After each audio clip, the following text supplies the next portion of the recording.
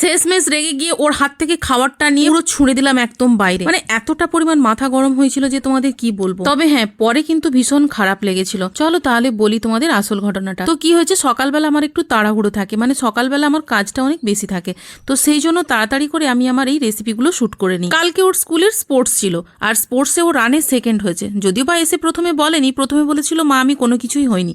তারপরে আমাকে সারপ্রাইজ দেবে বলে আমাকে বললো মা ব্যাগের চেনটা খোলো। তোর একটাও প্রাইজ আনতে পারলি না, আবার বলছিস ব্যাগের চেনটা খোলো।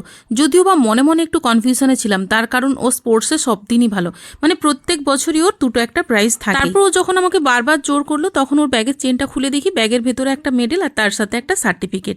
রানে সেকেন্ড হয়েছিল। রান করে এত পা ব্যথা যে আজকে আর স্কুলেই যেতে পারেনি। ও বাড়িতে না থাকলে আমি রেসিপিটা শান্তিতে শুট করতে পারি, আর আজকে যেহেতু বাড়িতে ছিল, একটা করে আমি প্যানকেক বানাচ্ছি, ও তুলে তুলে খেয়ে নিচ্ছে। এবার তোমরাই বলো আমি কিভাবে সাজিয়ে তোমাদের দেখাবো। প্রথমে তো মাথা গরম করে কাণ্ডটা ঘটে ফেলেছিলাম ঠিকই, পরে আবার আদর করে খাইয়েও দিয়েছিলাম।